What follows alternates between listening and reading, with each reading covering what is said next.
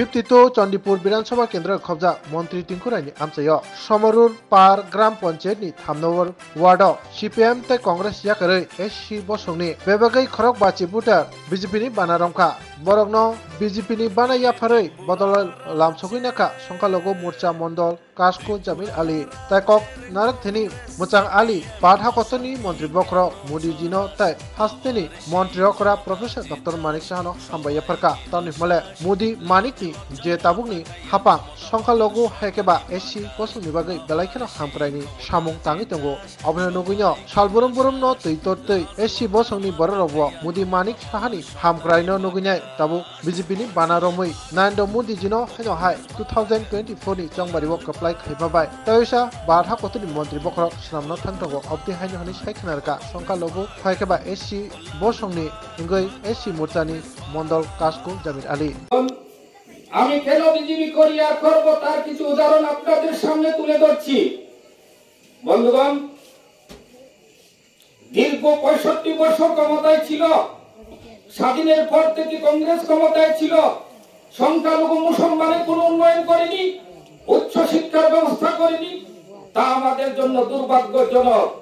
শুধু আমাদেরকে লাঠিয়াল হিসাবে ব্যবহার করেছিল।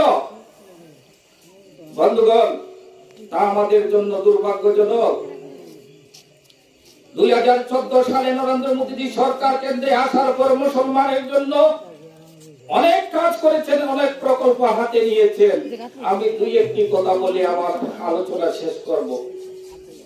65 বছরে কংগ্রেস ক্ষমতায় ছিল, মুসলমানের উচ্চ শিক্ষার জন্য একটি বিশ্ববিদ্যালয় ছিল, যার নাম আপনারা শুনেছেন, আলিগড় বিশ্ববিদ্যালয়। আর কোন বিশ্ববিদ্যালয় স্থাপন করেনি 65 বছরের ভিতরে।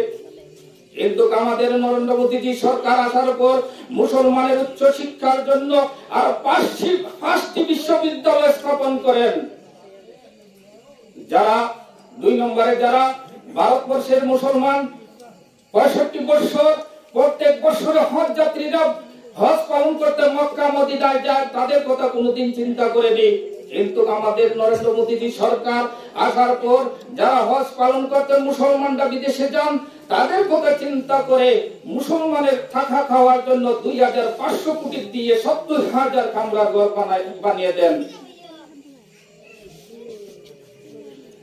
65 বছরে যারা সংখ্যালঘু মুসলমান বিদেশে কাজ করে থাকেন, তাদের কথা কোনোদিন চিন্তা করেনি কংগ্রেস বিরোধীরা। কিন্তু নরেন্দ্র মোদী সরকার আসার পর যারা মুসলমান বিদেশে কাজ করেন, তাদের জন্য তাদের ন্যায্য পাওয়ার জন্য ব্যবস্থা করেন এবং বিদেশের কাছে দাবি রাখেন, যদি আমার ভারতীয় কোনো লোক কোনো অপরাধ করে থাকেন, তাহলে আপনার বিদেশি আইনে বিচার করা যাবে না, তাদেরকে আমাদের হাতে তুলে দিতে হবে। আমার ভারতবর্ষ সংবিধান অনুসারে তার আইনি ব্যবস্থা করা হবে।